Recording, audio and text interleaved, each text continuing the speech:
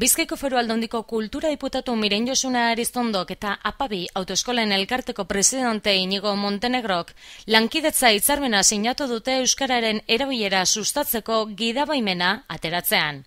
Hitzarmen honen ondorioz, Bizkaiko Foru Aldundiak irakasleen prestakuntza antolatuko du, hizkuntza arloan etengabeko laguntza emango dio autoeskolen elkartari eta herritarrei batez ere gazteei animatzeko kanpaina bat sustatuko du.